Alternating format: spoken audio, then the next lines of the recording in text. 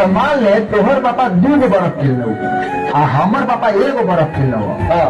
ओकरा बाद अचानक बहुत तेज घाम निकलल। ठीक बात। तो हमारे पापा के बर्फ 1 गो बढ़ गए। तो तुम ही बताओ, मेरे पापा का 1 गला है तो तुम्हारे पापा 2 गला है। तुम्हारे पापा 2 गला है। हाँ, क्या बात है। लो मोबाइल लो।